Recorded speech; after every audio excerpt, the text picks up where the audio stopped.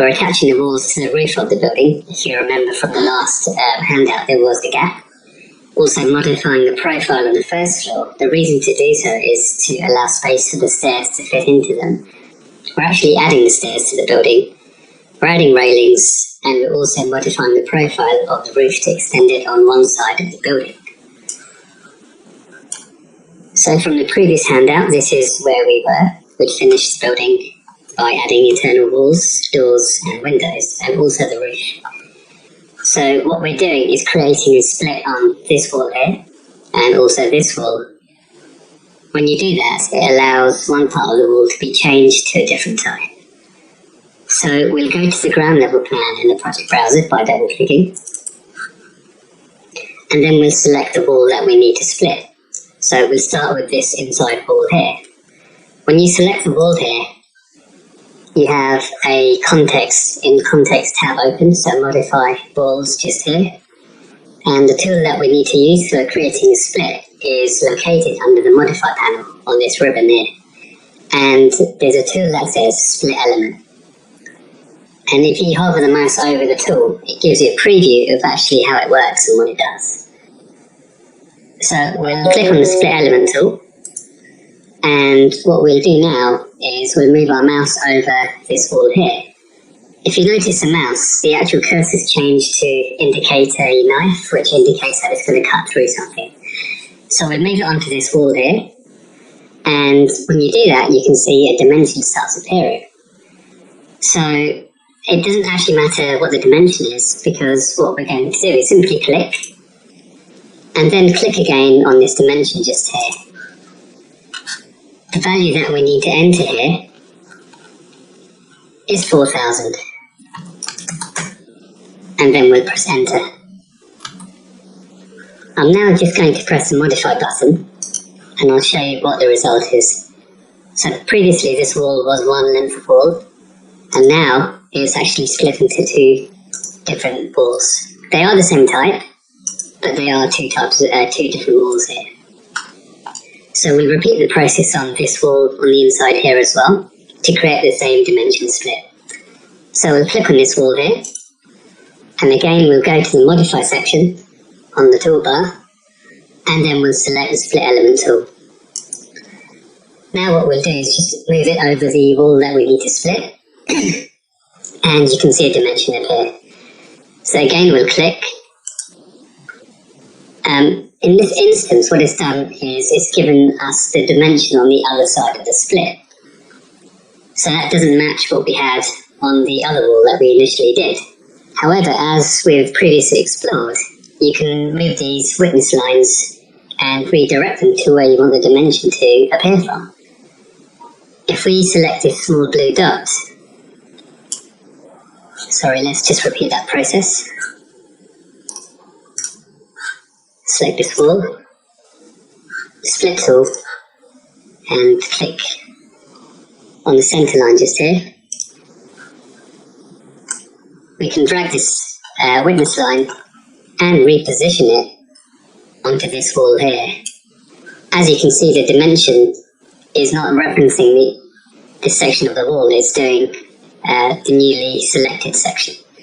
So we can click on this dimension here, and we can enter 4,000 again, as we did previously. Okay, so we now press modify to escape that option. The next thing we'll do is we'll actually change those types of wall into a curtain wall. So to do that, I'll first select this section of wall here, and what I want to select is the type that says curtain wall storefront. So going to my type selector, I'll use the drop down, and in here there's a type that says curtain wall and storefront, so I'll select that. That's a glazed wall. As you can see, that changed from a brick wall to our curtain wall just here. So we'll repeat the process on this section of wall here as well. So we'll select it. In the type selector, just drop down and select curtain wall storefront. Okay, so let's quickly have a look in 3D to see how they look. And as you can see here, we've added our curtain walls. However, I'm not happy with the spacing. The panels are too large and I want to change the spacing pattern. So if you recall, we used the edit family, edit type function, and that allowed us to change the spacing, or allowed us to change any parameters on the families that were selected. So we'll just go back to ground floor plan here. What I'll do is select one of the curtain walls, and if you recall, under the type properties there's a button that says edit type, so we'll click on that. And in the type properties box here, we don't want to just change the original, so we'll click on duplicate, and we'll call this type house 1000 by 1300, which relates to the size and millimeters. So I'll click on OK. Now the other thing that we want to do is just change the spacing to match what we've named it. So in the vertical grid spacing here, I will change this to 1000. And I will leave that on maximum spacing for the layout. And for the horizontal spacing, just down here, I will change this to 1300. And I'll ensure that this option for the layout is also set to maximum spacing. When I'm happy with that, I'll click the OK button. Our new type has been made. Let's have a look in 3D again. And as you can see, the spacing of the panels on the curtain wall have changed as compared to this one here. So let's also change this curtain wall to the newly made type. So I'll select it. I'll use a drop down, and our newly made family type curtain wall is available just here. So I'll click on the OK button, or I'll select it rather, and that also changes it.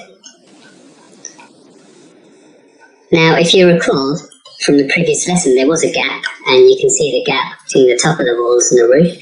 So what we need to do is attach them to the roof. It's very easy to do this. I would point out that to do this you need to be in 3D view, because you need to be able to select the walls and the roof at the same time. You can't easily do that. 3D view helps for this operation. So the process is to select the wall that you wish to attach to the roof. And if you look again, you see the Modify Walls tab.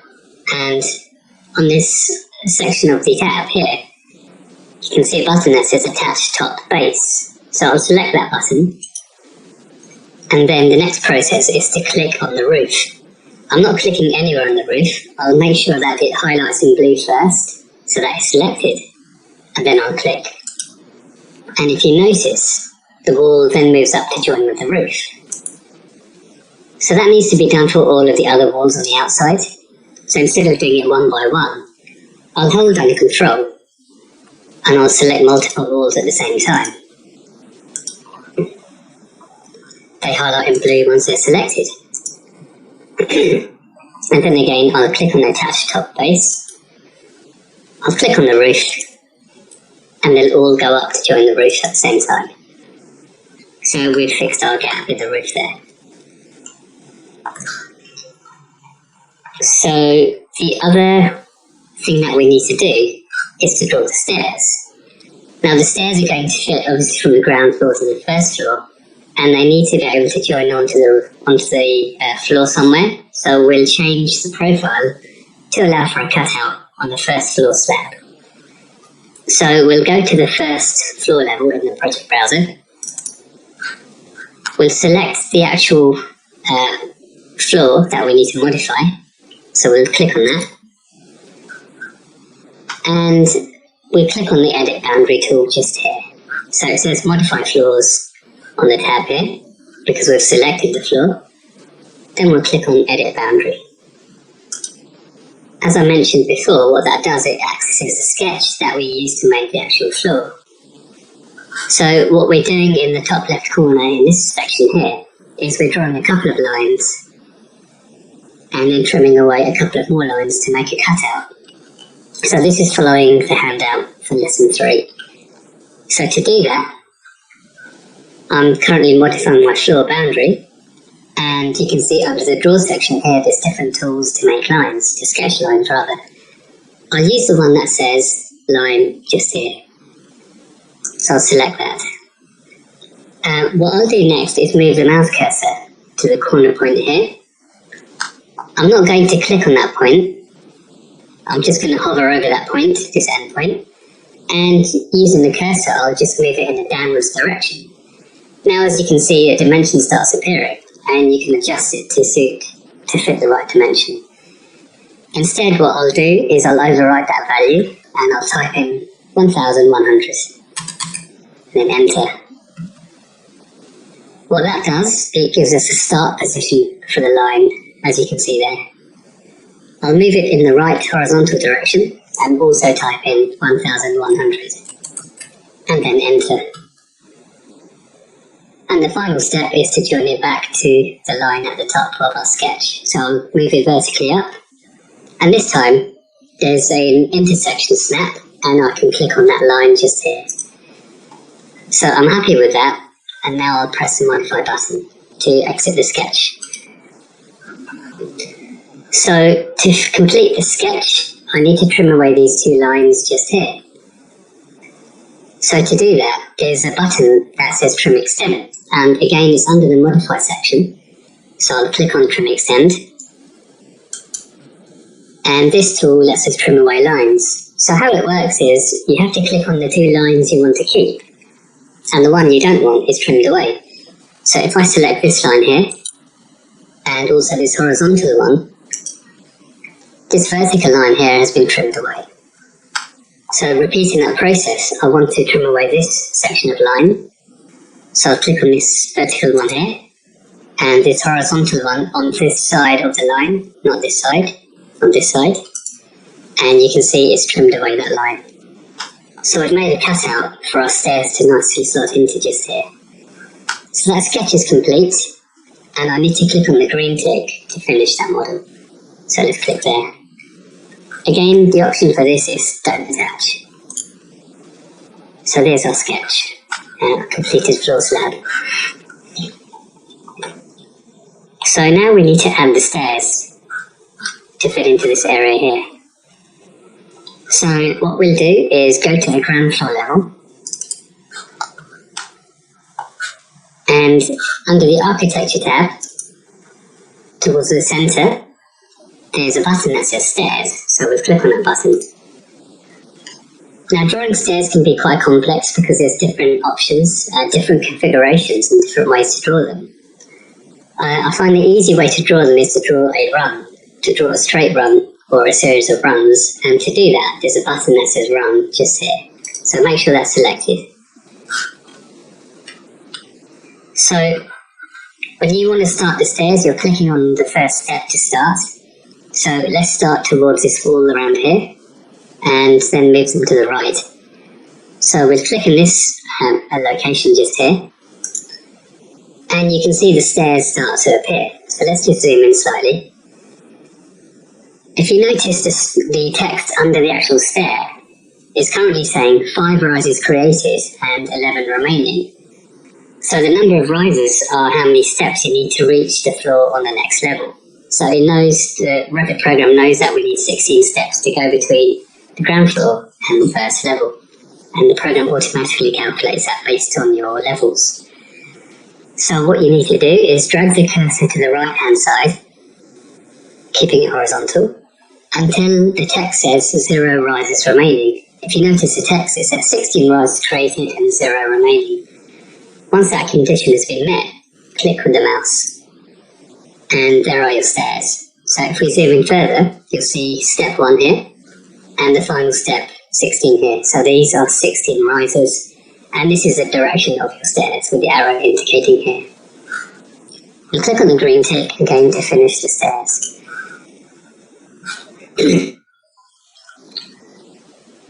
So the position of the stairs isn't quite right at the moment. Well, how can we tell? If we move to the first level, you'll see the stairs, and you can see where the floor slab is, where they need to go into. It's very easy to move them in the right position. We'll select the stairs by left clicking, and again under the modify panel here, there's a button that says move. It's the one with the crosshair. So we'll select that. We'll then click on this button just here and move it to this position.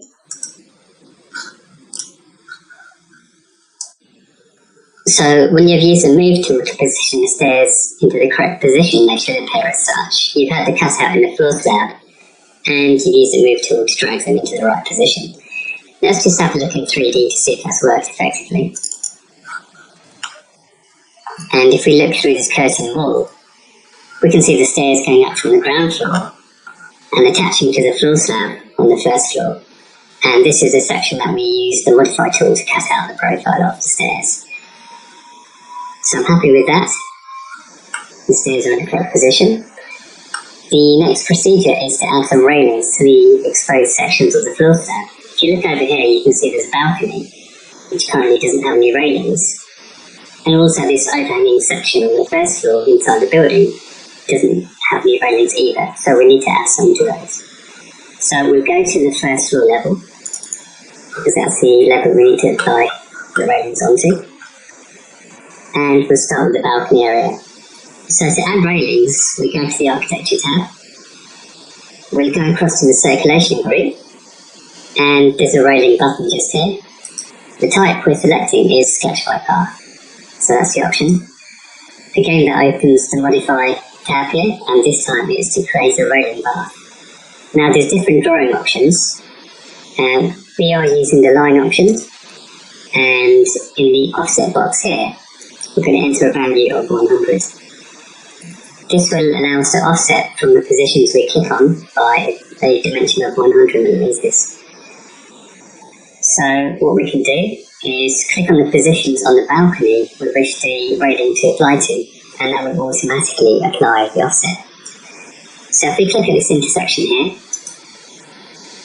we'll go down and click on this corner position endpoint on the balcony. You can see the line is automatically being drawn. We'll go across to the right hand side and click on the other endpoint, and we'll finish by going up and clicking on this intersection just here. So once you've done that, just click on modify and just ensure your sketch is connected together, which this one currently is. I'm happy with that, so I'll click on the green tick. Again, we'll just go to 3D, and there's our railing around the balcony. So the other thing I'll do is just change the type of railing to match the one on the stairs, so we'll change that to 900 pipe. So to do that, we'll go to the type selector. The railing's already selected because it's in blue. We'll use a type selector and select 900 pipe, and it's changed. And the final step is to add it to this exposed section inside the building. So again, we'll go to the first floor pan, and we'll just pan across to the area we need to put it into. And it's the same procedure, so architecture, railing, sketch path, and it's the same settings effectively, so the line tool. So the offset, you can use a plus or a minus value depending on which direction you're going in. If you go clockwise or anti-clockwise, it applies it to either one side or the other. So in this instance, it's a minus value, so it's minus 100. So we'll click at this corner intersection just here, this endpoint. The railing will go across the entire exposed section of the slab. We'll click on this endpoint here, and we'll add in a return, which will finish against the stairs just here. That looks fine to me, so we'll click on modify, and we'll click on the green tick to finish that railing. Again, we put that in 3D, and you can see our railing applied to that section. So we'll just again use the type selector and change that to the 900 pipe. There we go. Now the final procedure for this tutorial is to actually extend the roof over the balcony here. As you can see, the overhang on the roof doesn't cover the entire balcony, so we'll modify the profile of the roof to extend over this balcony. It's a similar procedure to modifying the floor slab profile that we use on the first floor. So to do that, we'll select the floor, the roof in 3D by clicking. So when you select any component, it's wise to click on the edge. If you click on the center, if you try and select the center, it doesn't really allow you to pick up on that. So move your mouse pointer over one of the edges and it highlights in blue. Then you can left click and it's selected. So to do this, we'll actually go to the roof plan. We'll select the roof. And at the top here, there's an edit footprint button, which if we click on, gains us access to the actual sketch we used to draw the roof profile.